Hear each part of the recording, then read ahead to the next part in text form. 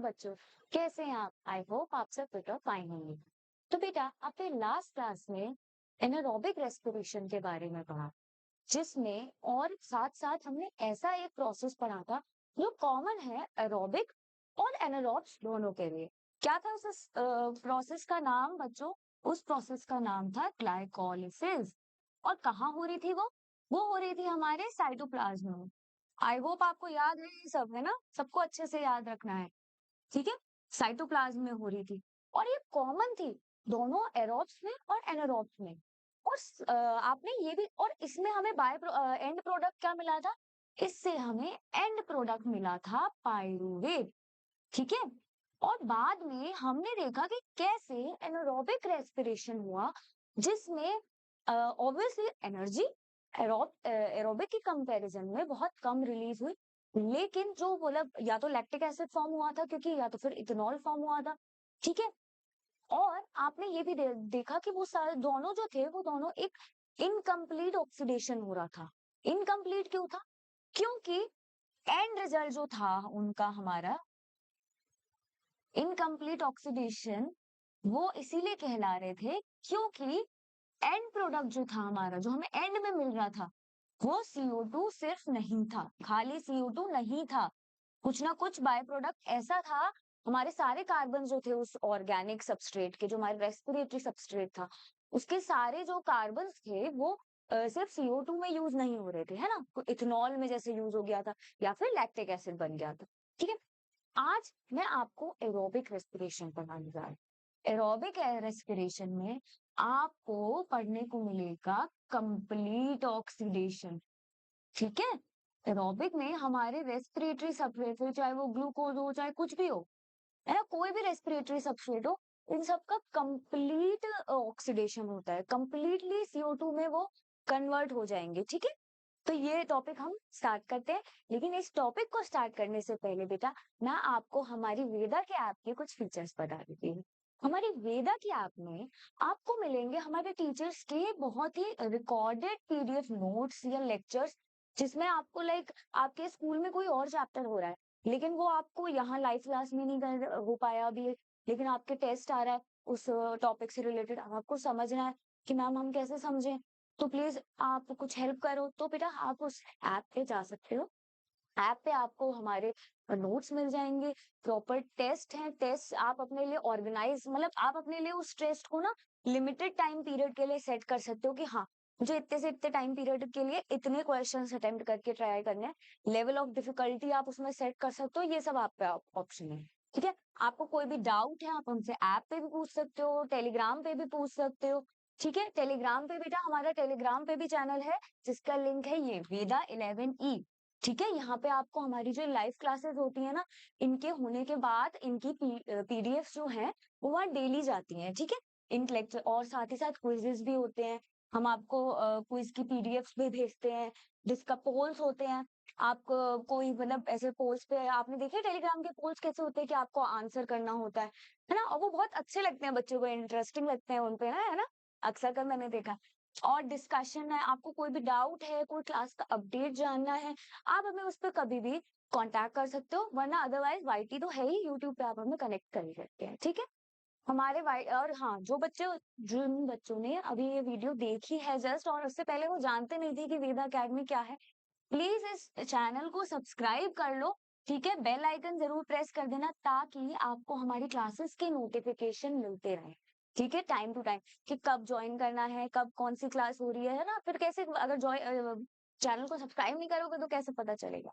साथ ही साथ हमारा इंस्टाग्राम, अगर कोई बच्चा इंस्टाग्राम चलाता है तो ये चैनल भी, हमारा इंस्टाग्राम पेज है, इसे भी फॉलो कर सकते हैं। इस पे आपको मिलेगा लाइक, हम वन वन मिनट शॉर्ट्स जो होते हैं, रील्स होती है ना, उनमें हमको एक बहुत अच्छा इनोवेटिव कॉन्सेप्ट कई बार समझा देते हैं, ठीक है? आपको वो हमारे वाईटी पे भी देखने को मिलेंगे शॉर्ट्स जो है ना, जो हम लोग ऐसे फन वे में, कुछ एक इंटरेक्टिव वे में आपको एक अच्छा कॉन्सेप्ट समझा देते हैं, ठीक है? तो अब चलिए हम अपना स्टार्ट करते हैं एरोबिक रेस्पिरेशन, ठीक है? तो बच्चों, एरोबिक रेस्पिरेशन जैसे कि मैंने आपको बताया, अभी तक क्या हुई थी? ग्लाइकोलिसिस, है ना? ग्लाइकोलिसिस कहाँ हुई थी हमारी? साइटोप्लाज्म में। ग्लाइकोलिसिस हमारी साइटोप्लाज्म में हुई थी। और उससे हमें एंड प्रोडक्ट क्या मिला था? एंड प्रोडक्ट हमें मिला था पायरुवेट। पायरुवेट कितने कार्बन का था बेटा? पायरुवेट था 3 कार्बन का, ठीक है। तो अब ये हुई थी पार्शियल ऑक्सीडेशन, आधी ऑक्सीडेशन। अभी पूरी तरह CO2 आप ये देखो ना कहाँ बने, अभी तो CO2 एक भी स्टेप पे रिलीज नहीं हुआ, है ना। तो ये हमारी ये कहलाती है पार्शियल ऑक्सीडेशन। तो अब एरोबिक रेस्पिरेशन में होंगी आपकी कंप्लीट ऑक्सीडेशन, ठीक है। क्या होगी? Complete oxidation of organic substrate. यहाँ हमारा ऑर्गेनिक सबस्ट्रेट क्या हो गया? जो हम पूरा पढ़ रहे थे अभी, हमने स्टार्टिंग जहां से ग्लाइकोलाइसिस से करी थी, हमारा ऑर्गेनिक सबस्ट्रेट जो चल रहा है यहाँ पे, वो चल रहा है ग्लूकोज, ठीक है। ग्लूकोज हो गया हमारा ऑर्गेनिक सबस्ट्रेट, जिसमें और ये बता रहा है कि इस पूरी एनारोबिक रेस्पिरेशन से हमें क्या मिल रहा है प्रोडक्ट में? हमें मिलता है सबसे पहला इंपॉर्टेंट CO2, ठीक है। CO2 रिलीज हो रहा है, वाटर भी रिलीज होगा, फिर मैं आपको बताऊंगी वाटर का फॉर्मेशन कैसे हुआ, और एनर्जी तो मिल ही रही है। एनर्जी किस फॉर्म में मिल रही है हमें? ATP के फॉर्म में, ठीक है। आपने अभी अभी अभी मैंने आपको बताया, आप कहोगे मैम NADPH भी तो बना था, सॉरी NADH2 वो भी तो बना था। तो वो भी तो आपको ये बताया है ना मैंने, कि आगे वो अभी जब हमारा ETC हम पढ़ेंगे, इलेक्ट्रॉन ट्रांसपोर्ट चेन, तो कैसे वो NADH2 कन्वर्ट होगा हमारा ATP, ठीक है। आगे पढ़, चलिए। इट अकर्स इन माइटोकॉन्ड्रिया, ठीक है बेटा, ये बहुत अच्छी चीज इसने बोली है। अभी तक ग्लाइकोलाइसिस हुई, ठीक है, वो साइटोप्लाज्म में हो रही थी। एंड प्रोडक्ट हमें क्या मिला? पायरुवेट। अब ये पायरुवेट जाएगा हमारे एक सेल ऑर्गेनेल में, जिसको हम बहुत अच्छे से, मैं डायग्राम तो नहीं बना पा रही, पर आप देख लेना, ठीक है।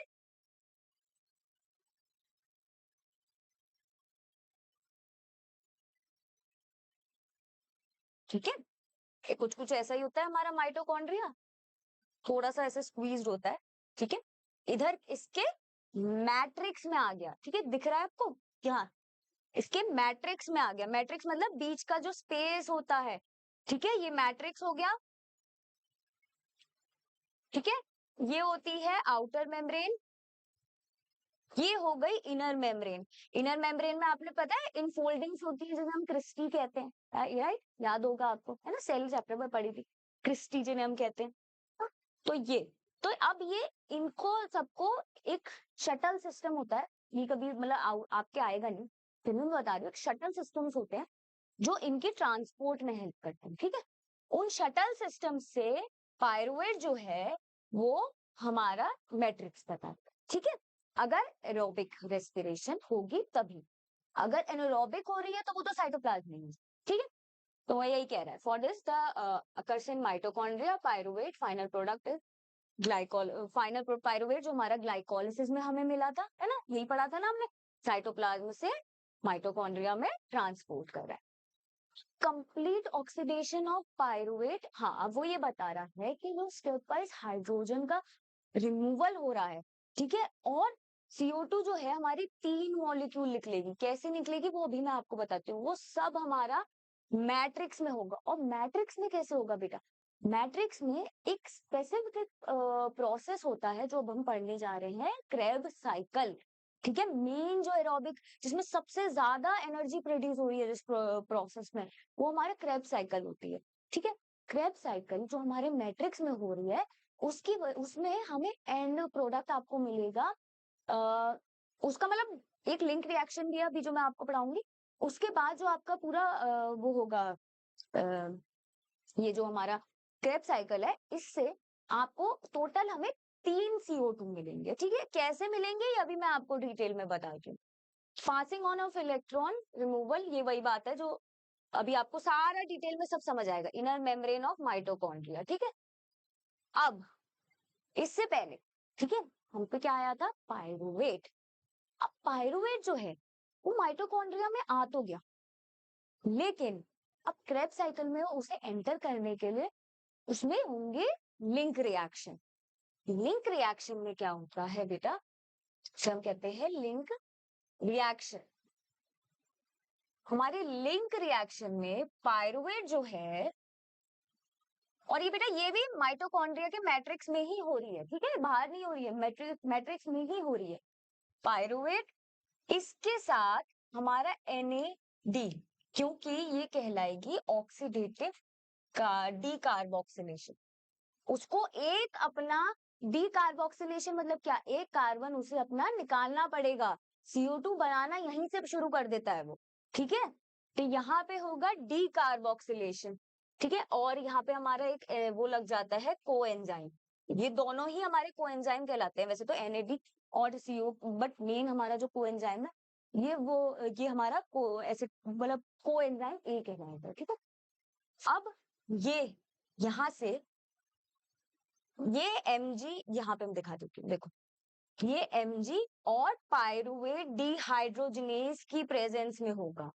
पायरुवेट डिहाइड्रोजनेज इसका एंजाइम है, ठीक है। क्यों? क्योंकि हमारा सबस्ट्रेट क्या है, पायरुवेट, ठीक है।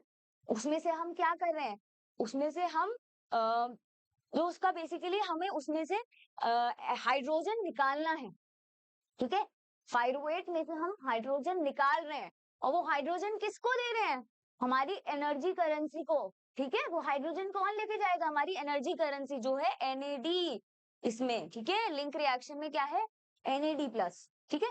तो उसको हाइड्रोजन दे रहे हैं, तो इसीलिए इसका नाम, इस हमारे एंजाइम का नाम पड़ा पायरुवेट डिहाइड्रोजनेज, ठीक है।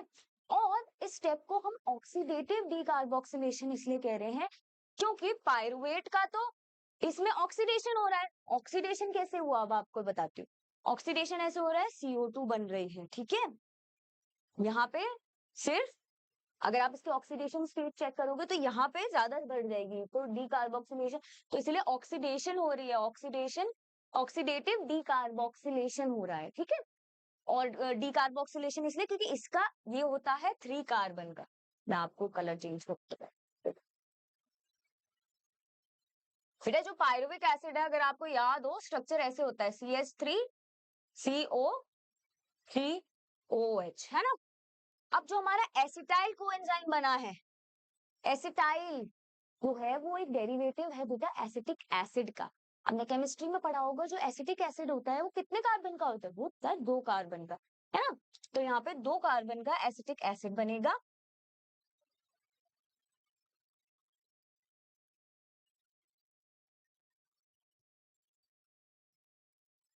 और उसके साथ अटैच हो जाएगा हमारा ये कोएंजाइम, ठीक है। हमारा कोएंजाइम ऐसे अटैच हो गया। अब ये आपको पूरा मैं समझा चुकी हूँ। हाँ तो बेटा ये देखो, ये स्टेप जो है आपने देखा था हमारे ग्लाइकोलाइसिस में, याद करो बेटा, जहां पे 3 PGA बना था, ठीक है, थ्री पीजीए बना था, जहां हमारा फॉस्फोग्लिसरेट बना था, सॉरी फॉस्फोग्लिसरेल्डिहाइड बना था, जो हमारा एल्डिहाइड बना था, उसके साथ में एक डाईहाइड्रोक्सी एसीटोन बना था, एसीटोन फॉस्फेट बना था। उसमें आपने ये देखा था कि 2 बने थे, दोनों आइसोमेरल थे एक दूसरे के, तो वहां से डबल होने लगा था सब कुछ। हमारे जितने भी चीजें बन रही थी सब डबल डबल डबल डबल बन रही थी, ठीक है, क्योंकि वो भी उसमें कन्वर्ट हो रहा था, याद करो, अब पिछली क्लास में थे ना। तो वहां से पायरुवेट भी जो बना वो हम पे 2 बने, तो अब पायरुवेट जो लिंक रिएक्शन में गए वो भी 2 गए। जो लिंक रिएक्ट तो मतलब जितना उसमें अभी हमने दिखाई एक ही, बट ये सब इंटू 2 है, ठीक है। ये सब इंटू 2 है। ये एसिटाइल कोएंजाइम भी हमारे पास 2 बनेंगे। NADH2 हम पे कितने बनेंगे, 2 बनेंगे, ठीक है। और CO2 भी हमारी कितनी यहाँ पे रिलीज होगी, 2 रिलीज होगी, ठीक है। तो यही बात कह रहे हैं, 2 NADH2 मॉलिक्यूल बनेंगे पायरुविक एसिड से, ठीक है, यहाँ पे लिंक रिएक्शन में, ठीक है। और अब जो है इसके बाद ये एसिटाइल कोएंजाइम जो है हमारा क्रेब्स साइकिल में चला जाएगा, जिसका नाम हम TCA साइकिल भी कहते हैं। और आप कहोगे मैम TCA साइकिल क्यों, और बेटा एक और उसका नाम है, उसका नाम जो है वो सिट्रिक साइकिल भी है। सिट्रिक साइकिल इसलिए है क्योंकि हमारा जो फर्स्ट प्रोडक्ट बन रहा है वो बनता है हमारा सिट्रिक,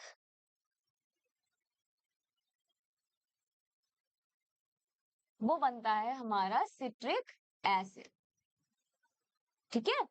तो इसीलिए इससे इसका नाम पड़ा सिट्रिक साइकिल। ट्राई कार्बोक्सिलिक इसीलिए नाम पड़ा सिट्रिक साइकिल, है ना। एक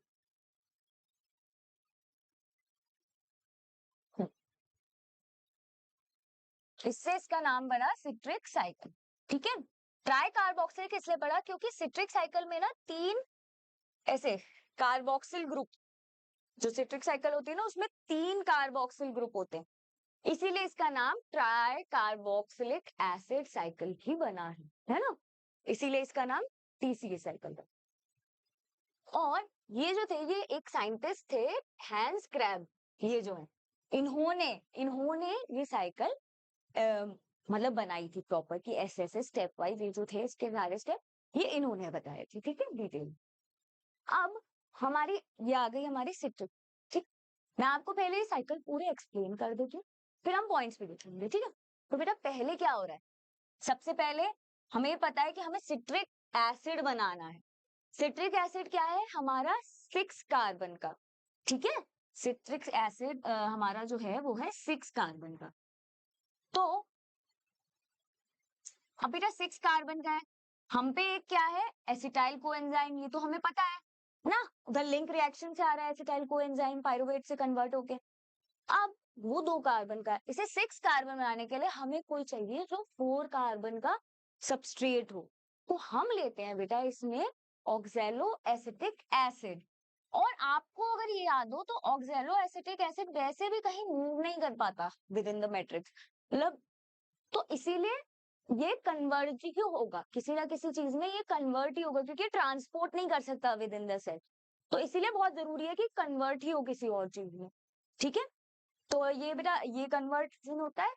ठीक है, और जैसे ही ये कन्वर्ट होगा तो ये होता है with the help of water. ठीक है, यहाँ हाइड्रो मतलब वाटर का भी इन्वॉल्वमेंट रहेगा। ठीक है, यहाँ वाटर आएगा, इससे हमारा ये 4 कार्बन 2 कार्बन, और यहाँ क्या होगा वाटर के आने से ये कोएंजाइम है ये यहाँ से निकल जाएगा, जो हमारा कोएंजाइम हमने ऐड किया था वो बाहर चला जाएगा। तो अब यहाँ किसी भी अभी तक तो किसी भी स्ट्रक्चर में कोएंजाइम नहीं लगेगा। ठीक है, अब बेटा ये बना सिट्रिक एसिड। ठीक है, इसको आ, इसको बेटा एक ना बहुत एंजाइम जो है बहुत इंपॉर्टेंट एक एंजाइम है, इसके सिंथेसिस जो ये स्टेप करवा रहा है, इसका नाम है सिट्रिक सिंथेज। सिंथेटेज मत कर देना बेटा, सिंथेज ही करना। ठीक है, सिंथेटेज मत कर देना, सिट्रिक सिंथेज। ठीक है, अब ये बेटा ये वाला सिट्रिक एसिड जो है यहाँ पे ना ये स्टेप में दिखाते नहीं है, एनसीईआरटी में दिखाती नहीं है, आपको थोड़ा सा और एक्स्ट्रा करना। ठीक है, यहाँ पे क्या होगा, ये सिट्रिक एसिड यहाँ पे पहले तो कन्वर्ट होता है एकोनाइटेज में। ठीक है, एकोनाइटेज से ये कन्वर्ट होता है हमारा ऑक्सैलो सक्सिनिक सक्सिनेट। ठीक है, सक्सिनिक एसिड या सक्सिनेट, बात वही। ठीक है, अब जब ये ऑक्सैलो सक्सिनेट में कन्वर्ट हुआ है ना बेटा, तो क्या हुआ है, ऑक्सैलो ऑक्सीजन ऑक्सीडेशन हो रहा है, इसका मतलब है ना, जहां ऑक्सैलो मतलब ऑक्सीजन ऐड हुआ है तो ऑक्सीडेशन हो रहा है।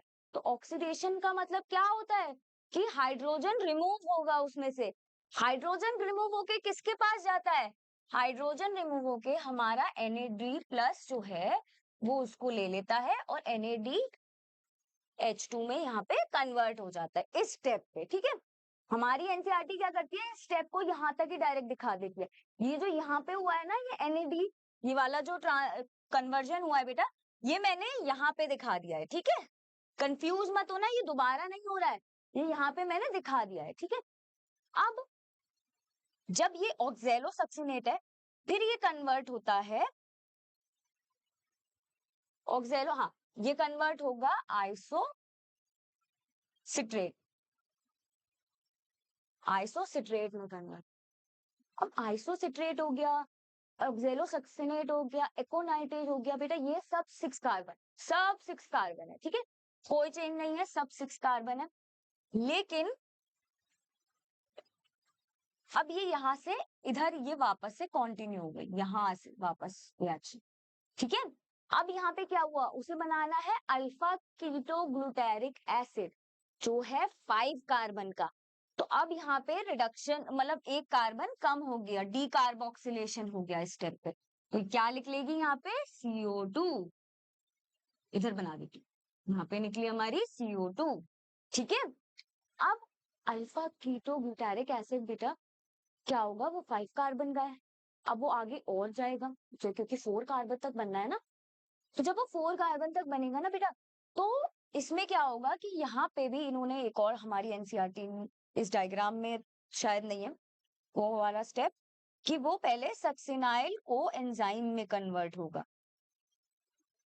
जो यहाँ पे हमारा कोएंजाइम निकला था ना बेटा, वो मैट्रिक्स में ही है अभी, तो यहाँ पे उस कोएंजाइम वापस आ गया, उसने कहा मैं वापस आ रहा हूँ।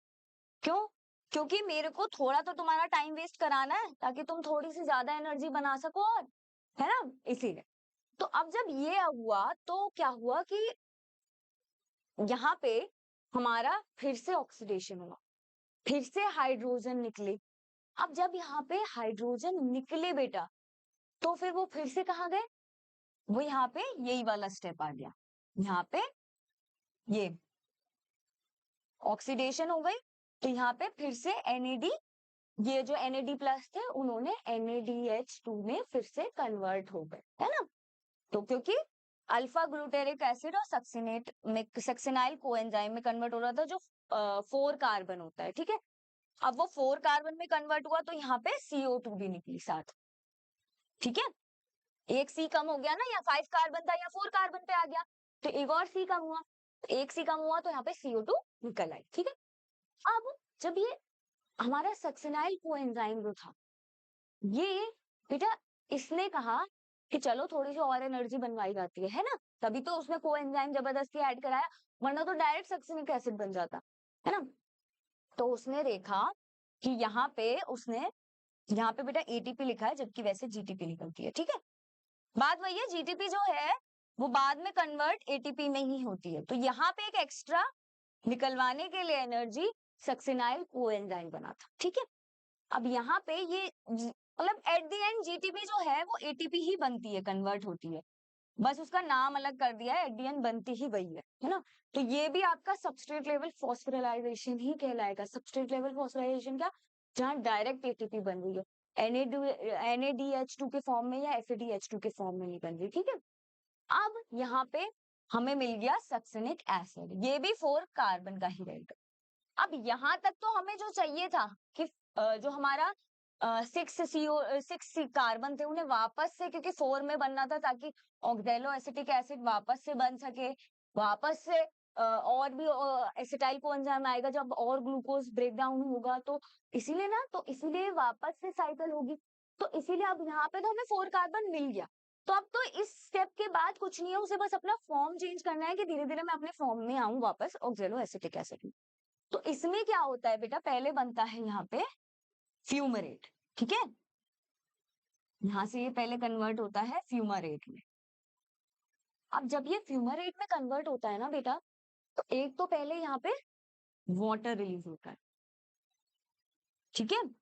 और दूसरा हमारा, क्योंकि यहाँ पे भी हमारी ऑक्सीडेशन हो रही है, ठीक है, ऑक्सीडेशन ही हो रही है, यहाँ पे भी ऑक्सीडेटिव फॉस्फोराइलेशन ही हो रही है, तो इसीलिए फिर से क्या निकलेगा, फिर हमारा हाइड्रोजन निकलेगा, और फिर हाइड्रोजन, लेकिन अब की बार हाइड्रोजन जो है, हाइड्रोजन ने कहा अब की बार मैं दूसरे उससे जुड़ूंगा, तो वो FeDH2 से जुड़ा, ना कि वो FAD प्लस से जुड़ा, ना कि FADH2 से, ठीक है। अब यहाँ पे फ्यूमरेट से बना वापस से मैलिक एसिड। अब मैलिक एसिड जब वापस से कन्वर्ट होगा ऑक्सैलो एसिटिक एसिड में, तो फिर से ऑक्सीडेशन हो रही है, ठीक है, फिर से O2 O जुड़ रहा है, ठीक है, इसके स्ट्रक्चर में मैलिक एसिड और ऑक्सैलो एसिटिक में ऑक्सैलो लग गया ना, फिर से ऑक्सीजन जुड़ रही है, तो फिर से जुड़ेगी तो फिर से H प्लस निकलेगा। तो अब H प्लस ने कहा कि भाई मेरे को, अब तो मेरे को NADH2 से जुड़ने दो, अब FADH प्लस से नहीं जुड़ूंगा मैं, ठीक है। तो उसे वापस से NAD प्लस से जुड़ा तो वो वापस से NADH2 बना, ठीक है। तो अब इस रिएक्शन में आपको ये समझ आ गया होगा, मैं दूसरे कलर से हाईलाइट करके दिखाती हूँ, देखो आप, ठीक है, कितनी हमें NADH2 दिख रहा है आपको, एक ये दिखा, ठीक है, एक ये दिखा, एक ये दिखा, है ना, 3 दिख गए, 3 NaDH2 हम पे बन गए, ठीक है। एक क्या बन गया हमारा, FeDH2। एक क्या निकला, तो ये सब तो हमारे आएंगे किसमें, ये हमारे आएंगे ऑक्सीडेटिव फॉस्फोराइलेशन में। क्यों, क्योंकि ये सब अब जाएंगे ETC चेन में, वो इलेक्ट्रॉन ट्रांसपोर्ट में, है ना। तो अब ये सब हमारे कहलाते हैं ऑक्सीडेटिव फॉस्फोराइलेशन के सबस्ट्रेट, ठीक है। अब यहाँ पे क्या होगा, और ये वाला हमारा, ये वाला स्टेप जो है जहाँ पे GTP बन रही है, GTP बन रही है, ये हमारा कहलाएगा सबस्ट्रेट लेवल,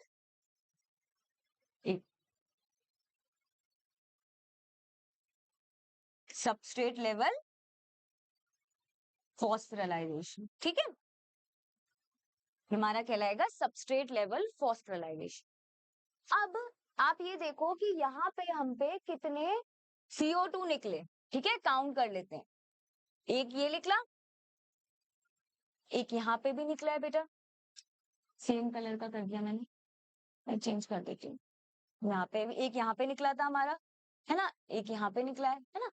तो ये हमारे 2 CO2 यहाँ पे निकल गए। अब याद करो बेटा, हमने पीछे पढ़ा था अभी अभी लिंक रिएक्शन, एक CO2 हमारा वहां पे भी निकला था, ठीक है। तो 3 तो यहाँ CO2 हो गए, है ना। तो जो हमने बात करी थी स्टार्टिंग में कि 3 CO2 निकलता है एरोबिक रेस्पिरेशन में, वो तो यहाँ बात खत्म हो गई कि 3 CO2 निकल गया, ठीक है।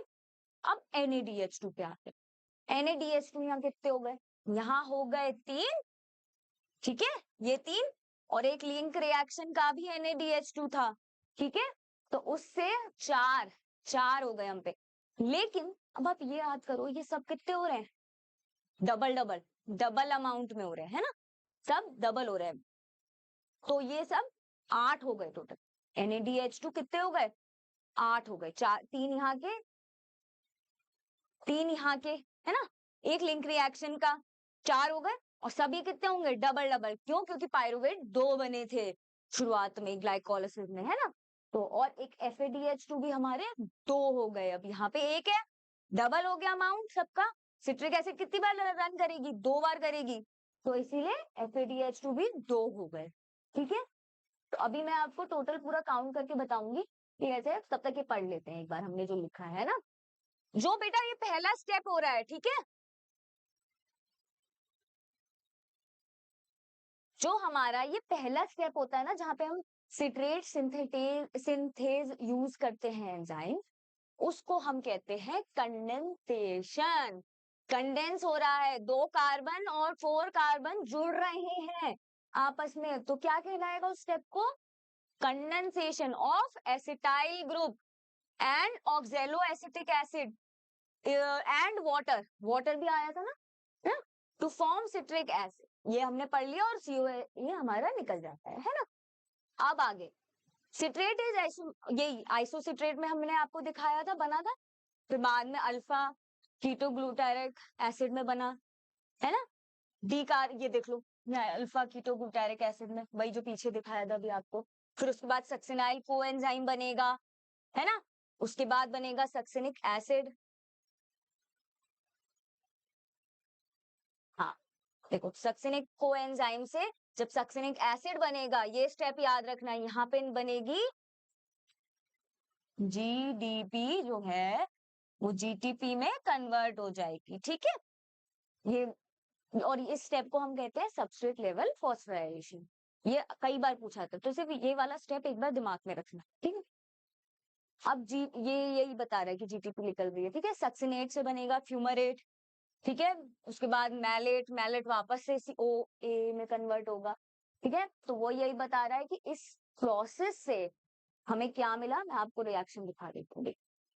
अब जो हमने ये पूरा पढ़ा, इसको अगर हम एक समराइज करें एक रिएक्शन में, तो क्या हुआ, हम पे सबसे पहले क्या था एरोबिक में, पायरुवेट था, पायरुवेट अंदर आया माइटोकॉन्ड्रिया के, उसने कितने NAD मिले, एक तो लिंक रिएक्शन का NAD, 3 यहाँ मिले थे NAD प्लस, ठीक है। तो ये हो गए हमारे 4 NAD, ठीक है।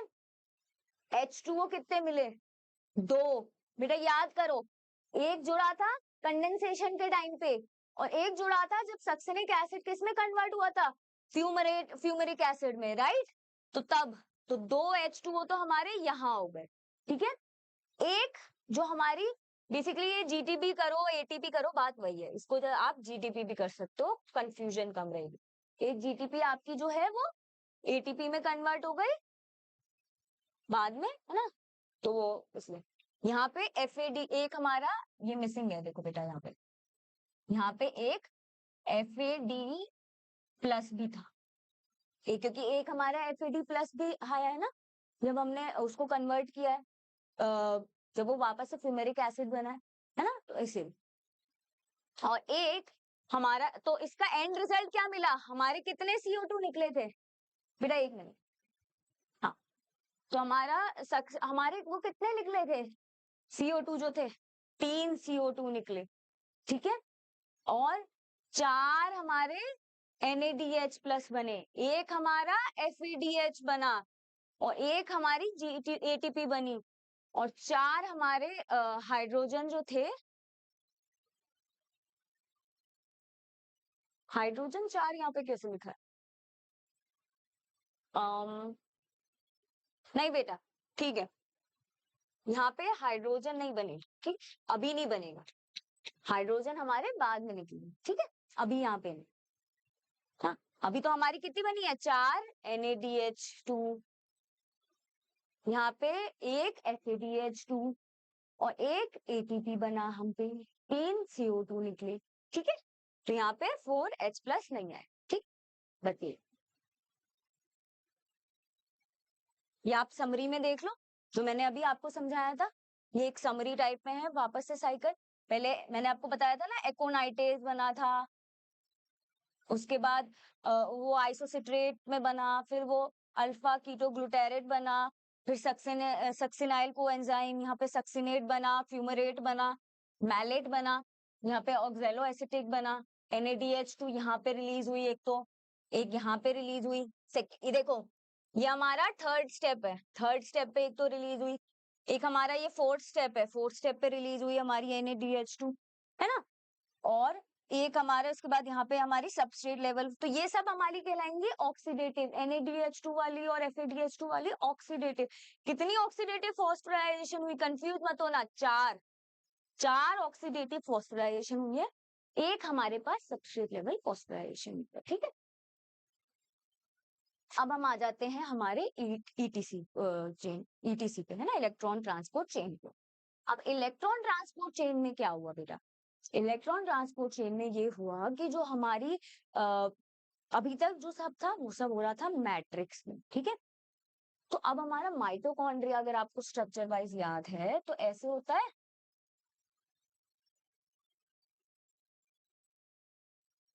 ठीक है,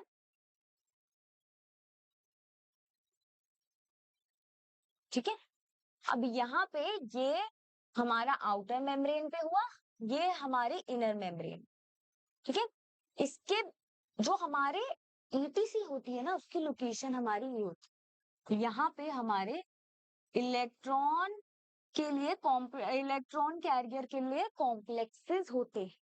कौन से कॉम्प्लेक्स होते हैं, एंजाइम कॉम्प्लेक्स होते हैं। कैसे होते हैं अभी मैं आपको डिटेल में बताऊंगी, बट इससे क्या होता है बेटा, जो अब हमारी NADH2 बनी थी, FADH2 बनी थी, इनको अब कैसे हम ATP में कन्वर्ट करें, क्योंकि एनर्जी, मेन एनर्जी हमारे काम की एनर्जी कौन सी है, ATP। हमारी बॉडी कौन से सारे फंक्शन करती है, तो कौन सी एनर्जी यूज करती है, ATP।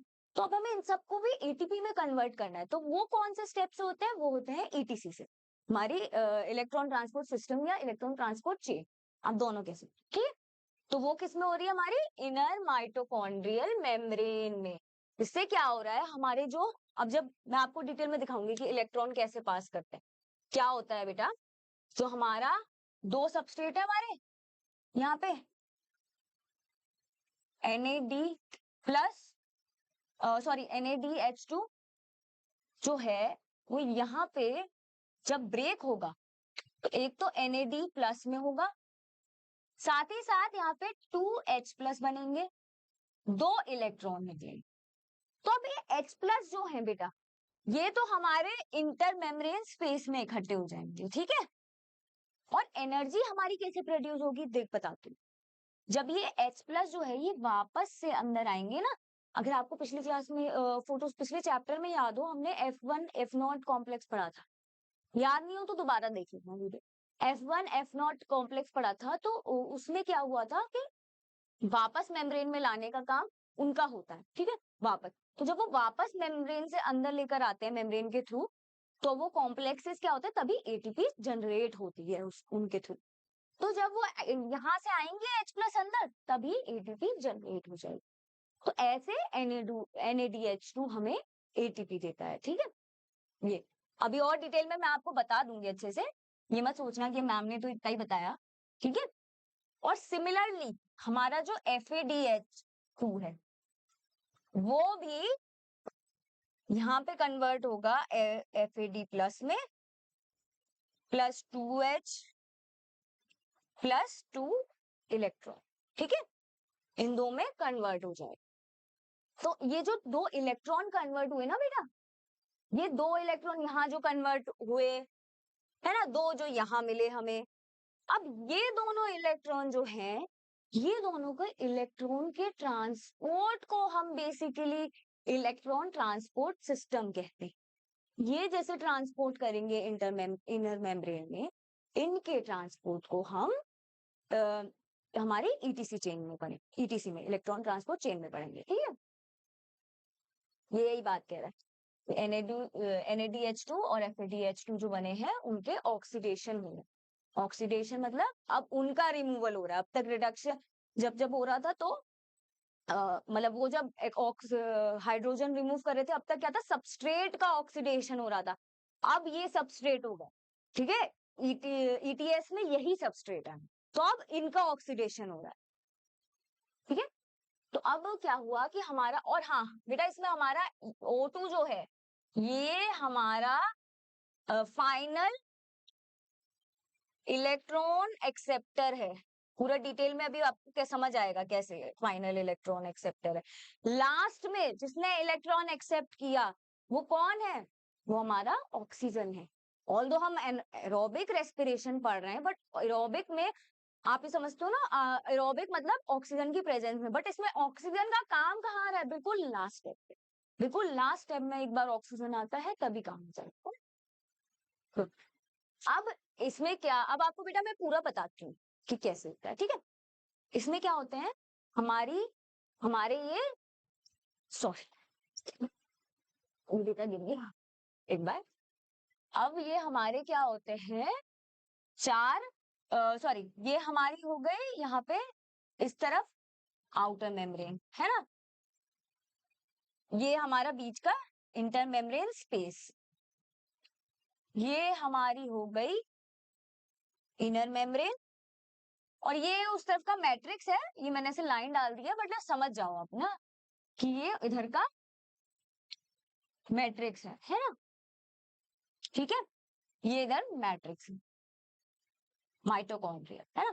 तो अब हमारे कॉम्प्लेक्सेस जो होंगे सारे वो इधर ही होंगे, ठीक है, इधर ही होंगे सारे कॉम्प्लेक्सेस, इधर ही होंगे, ठीक है। यहाँ पे हमारा होगा एटीपी सिंथेटिक। पूरा मैं अभी आपको डिटेल में अच्छे से भी बताऊंगी, इससे बता दूंगी अगर आपको ये समझ ना आ रहा हो, ठीक है। अब ये कॉम्प्लेक्स हमारा कहलाएगा कॉम्प्लेक्स 1, ये कॉम्प्लेक्स 2, ये कॉम्प्लेक्स 3, ये कॉम्प्लेक्स 4, और ये जो है ये हमारा एक इलेक्ट्रॉन का कैरियर है जिसको हम कहते हैं यूबिक्यूलम। अब इसका क्या फंक्शन है ये भी अभी आपको बताऊंगी, है ना। तो बेटा क्या होता है, ये जो हमारा फर्स्ट कॉम्प्लेक्स है, ठीक है, हमारा जो फर्स्ट कॉम्प्लेक्स है, मैं आपको कॉम्प्लेक्स के नाम बता देती हूँ पहले। नाम से क्या होगा ना, आपको फंक्शन इजीली समझ आएंगे। जो हमारा फर्स्ट कॉम्प्लेक्स है इसका नाम है NADH2 डिहाइड्रोजनेस।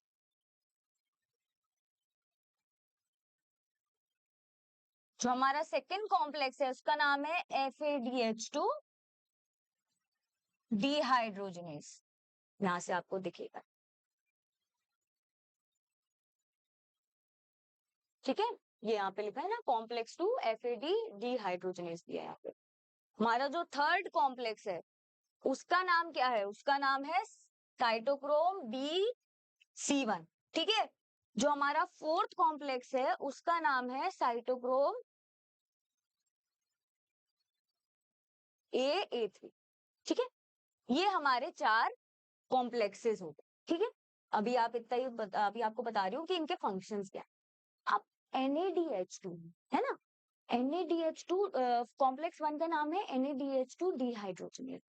मतलब डिहाइड्रोजनेज का मतलब क्या हो गया कि NADH2 के में से हाइड्रोजन निकालने का काम करेगा ये कॉम्प्लेक्स। क्योंकि कॉम्प्लेक्सेस क्या है, एंजाइम कॉम्प्लेक्स है, डिहाइड्रोजनेज एज लग रहा है, एंजाइम का कॉम्प्लेक्स है। तो ये क्या काम कर रहा है, NADH2 में से H2 निकाल देगा। ठीक है, तो यहाँ पे NADH2 फर्स्ट कॉम्प्लेक्स पे आता है, जिसमें बेटा ये दो हमारे इलेक्ट्रॉन कैरियर होते हैं। इनमें ये FMN जो है ये इलेक्ट्रॉन कैरियर है। ठीक है, ये FES जो है ये भी इलेक्ट्रॉन कैरियर है, यूबिक्विनोन भी हमारा क्यूनॉन जो है वो हमारा इलेक्ट्रॉन कैरियर है। ठीक है, ये सब हमारे, ये साइटोक्रोम जो है बी, ये सब इनमें इनमें सारे ये इलेक्ट्रॉन कैरियर है। FES, cytochrome B C1, cytochrome C भी आएगा, फिर साइटोक्रोम A आएगा, फिर साइटोक्रोम A3 आएगा। ये स्टेप वाइज होता है। ठीक है, मैं अभी आपको समझाते हैं। तो ये NADH2 जो है ये यहाँ पे अपने NAD प्लस में कन्वर्ट हो जाएगा, साथ ही साथ ये यहाँ पे रिलीज करेगा 2 हाइड्रोजन प्लस 2 इलेक्ट्रॉन। अब हाइड्रोजन जो रिलीज हुआ है वो तो यहाँ पे से निकल गए हमारे, और ये हमारे इंटरमेम्ब्रेन स्पेस में पहुंच गए।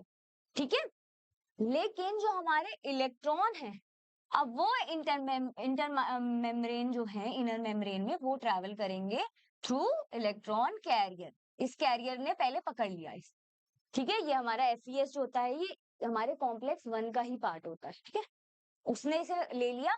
अब उसने किस पे भेज दिया, उसने भेज दिया सबसे पहले यूबिक्विनोन पे, और यूबिक्विनोन पे हाइड्रोजन वो ऑक्सीजन वो इलेक्ट्रॉन आता है बेटा, जैसे तभी क्या होता है हाइड्रोजन भी आ जाता है साथ में। ठीक है, जैसे ही हाइड्रोजन यहाँ से देख रहे हो मैट्रिक्स का हाइड्रोजन इधर आ गया, अब ये रिड्यूस हो गया। तो ये जो इसकी रिड्यूस्ड फॉर्म है ये QH2, ठीक है, इसका नाम हम देते हैं यूबिक्विनोल, इसका नाम हो जाएगा यूबिक्विनोल। ठीक है, इसका नाम है यूबिक्विनोल, लेकिन जैसे ही वो रिड्यूस हो गया इसका नाम हो जाएगा यूबिक्विनोल। ठीक है, और उसने बाद में क्या किया, जब अपने इलेक्ट्रॉन, क्योंकि इलेक्ट्रॉन ही बस इस रेंज में इधर इधर से इधर बस इलेक्ट्रॉन ही घूम सकते हैं, ऐसे ऊपर नीचे सिर्फ इलेक्ट्रॉन घूमेंगे, ऐसे में सिर्फ हमारे प्रोटॉन घूमेंगे, तो मतलब वही H+ आयंस। ठीक है, तो H+ हमारा बाहर चला गया, इलेक्ट्रॉन इसने और आगे हमारे कॉम्प्लेक्स 3 को भेज दिया बेटा। यहाँ पे याद रखना कॉम्प्लेक्स 3 पे जाएगा, क्योंकि बेटा हमारा FADH2 का काम, दूसरा कॉम्प्लेक्स का हमारा नाम क्या था, FADH2 डिहाइड्रोजनेज, वो सिर्फ FADH2 के केस में यूज होगा। अगर NADH2 रिड्यूस हो रहा है तो FADH2 का यूज ही नहीं होगा, तो कॉम्प्लेक्स 2 पे वो जाएगा ही नहीं। ठीक है, तो जब वो कॉम्प्लेक्स यहाँ पे 2 पे गया, ठीक है, अब यहाँ 3 पे आया, सॉरी 3 पे आएगा, इलेक्ट्रॉन आया, इलेक्ट्रॉन यहाँ से वापस इलेक्ट्रॉन यहाँ साइटोक्रोम BC1 पे आया। अब जब ये यहाँ से निकलेगा C1, देखो यहाँ तक है ये पूरा, C1 से जैसे ही निकलेगा उसने फिर से 2 हाइड्रोजन मैट्रिक्स से लेके इधर पास ऑन कर दिए। वो इलेक्ट्रॉन जैसे जैसे ऊपर से नीचे जा रहा है इलेक्ट्रॉन, वो प्रोटॉन उधर पास कर रहा है इंटर मेम्ब्रेन में। ठीक है, अब यहाँ से हमारे साइटोक्रोम C1 से, C1 जो हमारा इलेक्ट्रॉन कैरियर है वो लेके वो उससे अब इलेक्ट्रॉन जाएगा साइटोक्रोम C पे। जो साइटोक्रोम C है ना बेटा वो है मोबाइल कैरियर। मोबाइल मतलब एक जगह से दूसरी जगह जा सकता है, इट हैज मतलब एक जगह से दूसरी जगह ट्रेवल कर सकता है, और इससे वो जो हमारा कॉम्प्लेक्स 3 है और कॉम्प्लेक्स 4 है उन्हें आपस में कनेक्ट करता है। ठीक है, जैसे ही साइटोक्रोम हमारा कॉम्प्लेक्स 4 पर आएगा, ठीक है, वही होगा, यहां से लेगा वो हाइड्रोजन, ठीक है, मैट्रिक्स से लेगा वो हाइड्रोजन, 2 इलेक्ट्रॉन दे देगा, यहाँ पे आ जाएगा मैट्रिक्स से ही ऑक्सीजन, क्योंकि एरोबिक रेस्पिरेशन हो रही है ना। यहाँ लास्ट फाइनल जो हमारा इलेक्ट्रॉन एक्सेप्टर, जिसे हमने वो ले लेगा, जो हमारा O2 था, जिसे हमने फाइनल हमारा इलेक्ट्रॉन एक्सेप्टर बोला था, वो 2 इलेक्ट्रॉन ले लेगा, ठीक है, 2 electron 2H plus O2 half है, गिव्स अस H2, ठीक है, ये हमारी पूरी रिएक्शन ये होगा बस, है ना, ठीक है, जैसे ही ये होगा। और अब क्या बचा हम पे, अब क्या बचा बेटा, अब हम पे बचे ये जो इंटर मेम्ब्रेन पे ये हाइड्रोजन आ गए थे, ठीक है, अब ये हाइड्रोजन, ठीक है, जो नीचे हमारा इसके नीचे का जो पार्ट है वो मैं यहाँ बना देती हूँ। उसमें क्या होता है बेटा, एक हेड जो शेप का होता है ना, ये हमारा F1 होता है, और जो ये ऐसा टेल टाइप का होता है ये हमारा F0 होता है, ठीक है। इस पे ये दोनों जो होंगे ये हमारे जो हमारे H प्लस होंगे यहाँ के, ठीक है, ये वाला जैसे आया, ठीक है, ये वाला है, ये इधर आएगा, ये वाला, ठीक है, ये जितने भी H प्लस हैं ये आपको दिख रहे होंगे, ये वाला H प्लस भी, ये सब H प्लस यहाँ आएंगे, और यहाँ पे ये, इस रिएक्शन को मैं जरा यहाँ से हटा देती हूँ क्योंकि ये आपको समझने में थोड़ा सा दिक्कत करेगी, है ना, ठीक है, ये रिएक्शन बेटा आप यहाँ पे भी देख सकते हो, ठीक है। अब ये यहाँ पे एडीपी को कन्वर्ट कर देगा एटीपी में, ठीक है, और यहाँ पे ये 2 हाइड्रोजन यहाँ से वापस से मैट्रिक्स में चले जाएंगे, ये जितने भी हाइड्रोजन हमारे सारे आए थे ये ऐसे ही करके एक एक करके वापस चले जाएंगे, इसीलिए हम ये कहते हैं। अब बेटा ये कितनी बार हुआ देखो, एक यहाँ से 2 हाइड्रोजन जाएंगे, इसको कन्वर्ट करेंगे, फिर यहाँ से 2 हाइड्रोजन जाएंगे, वो इसको कन्वर्ट करेंगे, फिर यहाँ से जाएंगे, कितनी बार हुआ, 3 बार हुआ, है ना। NADH प्लस के केस में ये कितनी बार हो रहा है, 3 बार हो रहा है, तो 3 बार हो रहा है, इसीलिए हम कहते हैं कि एक NADH2 जो है वो जो है वो 3 ATP हमें देता है माइटोकॉन्ड्रिया में, ठीक है।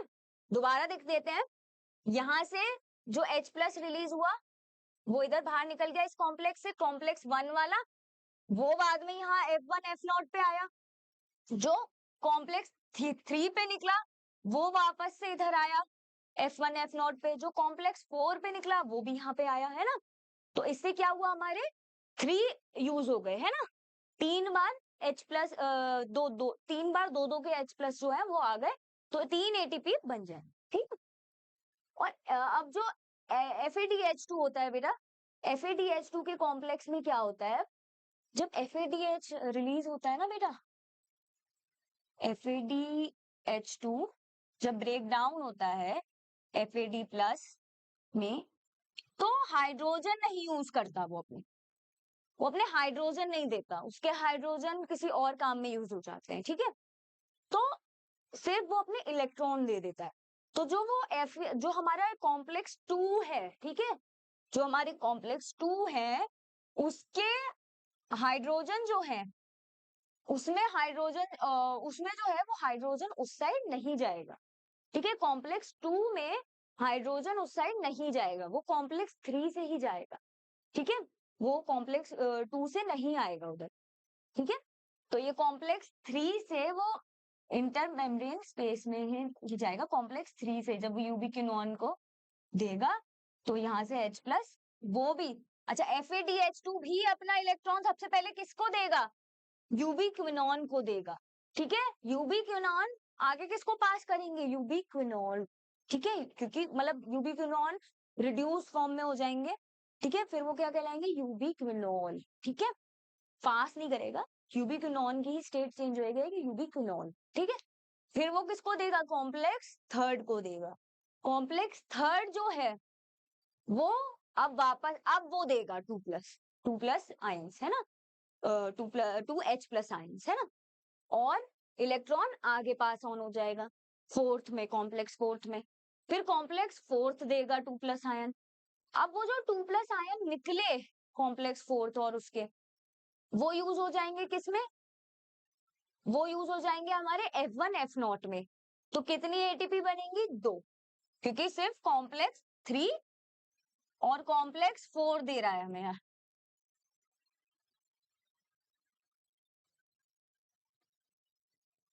अपने H2OH+ देगा।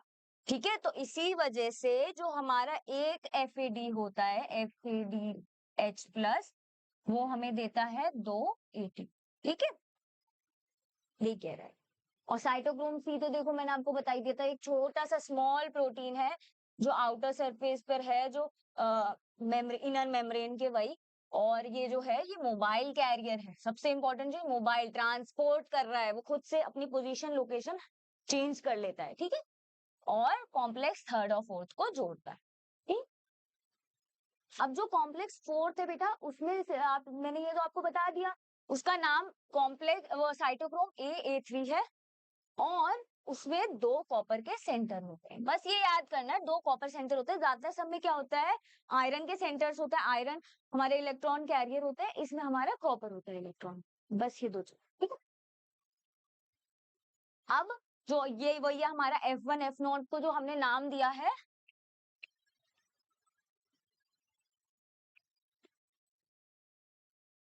ये हमारा F1 हेड और F0, इसका नाम क्या है, एटीपी सिंथेस। कॉम्प्लेक्स का नाम क्या है, एटीपी सिंथेस। क्यों, क्योंकि इससे एटीपी बन रही है।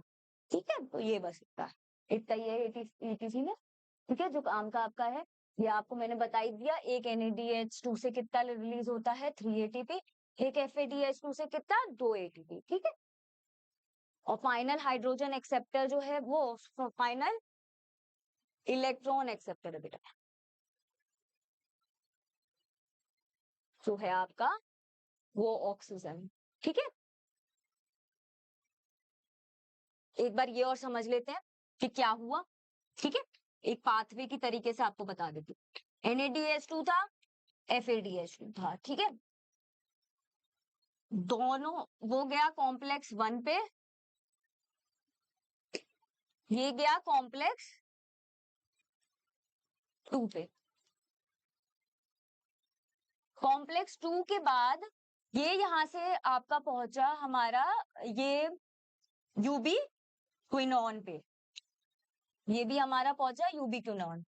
अब ये यूबी क्विनॉन से तो सारा सेम ही जा रहा है, ये जाएगा कॉम्प्लेक्स 3 पे दोनों ही, और ये जाएंगे दोनों कॉम्प्लेक्स 4 पे, और फिर कॉम्प्लेक्स 5। ठीक है, ये हो रहा है। एंड जो हमारे इलेक्ट्रॉन जिस तरीके से ट्रेवल कर रहे हैं, ये समझ आ रहा है आपको। ठीक है, उसी में कॉम्प्लेक्स 4 पे यहाँ पे H2O का फॉर्मेशन हो गया। ठीक है, इतना ही है। ठीक है, आपको इस पे अगर कोई भी दिक्कत हो तो आप मुझे बताना। ठीक है, कमेंट में बताना अगर कोई भी आपको दिक्कत होगी, मैम मेरे को ये चीज समझ नहीं आई ना। अब ये यही कह रहा है कि एटीपी सिंथेसिस से कैसे सिंथेसाइज हो रही है एटीपी, वही है ना, जो आपको याद हो, हमने पहले भी पढ़ी थी ये चीज। हमने फोटोसिंथेसिस में भी पढ़ा है कि कैसे एटीपी वहां पे सिंथेसाइज यूज हो रही है ना। F1 कॉम्प्लेक्स जो है वो पूरा उसके बारे में बताया गया है, वो ज्यादा यूज का है नहीं, आपने पहले अभी समझ लिया स्ट्रक्चर। वो ग्लोबुलर हेड है, ये जो ऐसे दिखा रखा है ना, ये ग्लोबुलर हेड है ना, ये इनर मेम्ब्रेन में होता है, और ये आउटर साइड इन मतलब माइटोकॉन्ड्रियल मेम्ब्रेन जो है उस तरफ ये होता है, ताकि यहाँ से हाइड्रोजन को वापस से मैट्रिक्स में लेकर आ। ठीक है, ये ओवरऑल पूरा जो अभी तक मैंने आपको समझाया, यहाँ पे NAD कॉम्प्लेक्स 1 पे NAD H2 का रिडक्शन हुआ, यहाँ पे इसका वो हुआ, सॉरी ऑक्सीडेशन हुआ यहाँ पे इसका FADH2 का कॉम्प्लेक्स 2 का ऑक्सीडेशन, यहाँ पे कॉम्प्लेक्स 2 पे FADH2 का मतलब ऑक्सीडेशन हुआ। कॉम्प्लेक्स 3 पे ये दोनों ही अब गए, है ना, इन्होंने अपने इलेक्ट्रॉन्स दोनों ने इधर दे दिए कॉम्प्लेक्स 3 पे, जो कॉम्प्लेक्स 4 पे गए, फिर ATP पे गए, उसके 8 यहाँ पे इसके इलेक्ट्रॉन तो यहाँ पे यूज हो गए, जो अब तक यहाँ से आ रहे थे इलेक्ट्रॉन वो तो यहाँ पे कॉम्प्लेक्स 4 पे ऑक्सीजन से मिलके पानी वाटर बना दिया, ठीक है। लेकिन जो हमारे हाइड्रोजन थे यहाँ पे वो यहाँ से वापस से मैट्रिक्स में आ गए और इस तरीके से हमें एटीपी जनरेट, ठीक है। अब कुछ क्वेश्चंस कर लेते हैं, सॉल्व है। Which of the following relation show substrate level phosphorylation. Substrate आप याद करो, सिट्रिक एसिड में सबस्ट्रेट लेवल फॉस्फोराइजेशन सिर्फ एक प्रोसेस में पड़ेगी, जहां पे हमारी जीटीपी बन रही थी जीडीपी से, है ना। तो कौन से स्टेज में हो रहा था, डी में, सक्सिनाइल कोएंजाइम, ठीक है। फिर सक्सिलिक एसिड में जगह। Which of the following is a 5C compound. 5C compound याद करो, कौन सा, अल्फा कीटा ग्लूटारिक एसिड। तो बेटा ऐसे ही सिंपल सिंपल क्वेश्चन है, कोई बहुत ज्यादा टफ नहीं है, आप होमवर्क में कर लो, है ना, इनको इन क्वेश्चंस को, ठीक है। ऐसे ही सिंपल सिंपल क्वेश्चन है, कोई बहुत ज्यादा टफ नहीं है। जहां पे भी दिक्कत आए आप मुझे कमेंट्स में बोल देना, नहीं तो आप जो हमारा टेलीग्राम का पेज है उस पे किसी क्वेश्चन में दिक्कत आए, ये आपका होमवर्क है ना, इन्हें सॉल्व करें, ठीक है। चलिए बेटा, और इस क्लास के बेटा नोट्स सब बना लेना, ठीक है। आपको क्लासेस के टाइमिंग पता है, हमारी क्लासेस के टाइमिंग हो गए हैं अब 5 से 5:45, ठीक है, ठीक है। बायोलॉजी ट्यूसडे, और यहाँ पे अब वेडनेसडे भी होने लगी है बेटा, यहाँ बायोलॉजी अब वेडनेसडे होने लगी है और सैटरडे, ठीक है। आप ये चैनल जरूर सब्सक्राइब कर लेना, इंस्टाग्राम का पेज फॉलो कर लेना, ठीक है। टेलीग्राम के चैनल पे आपको उसकी पीडीएफ मिल जाएगी। क्वेश्चंस जरूर होमवर्क में बेटा सॉल्व करिएगा, और क्लियर होता है कॉन्सेप्ट, ठीक है, क्वेश्चन सॉल्व करने से, ठीक है। नोट्स जरूर बना लेना, और ऐसे नोट्स बनाना, थोड़े से ना ऐसे नोट्स बनाया करो बेटा फ्लो चार्ट के फॉर्म, ठीक है। मैं कोशिश करूंगी मैं ही आपको फ्लो चार्ट प्रोवाइड करवा दूं, अगर नहीं हो पाएगा तो भी आप एक क्वेश्चन ऐसे बनाओ, एक पेज पे सारी ऐसा चीज समरी में लिखो, है ना, डायग्राम के थ्रू लिखोगे तो और ज्यादा अच्छे से समझ आएगा, ठीक है। चलो बाय, थैंक यू।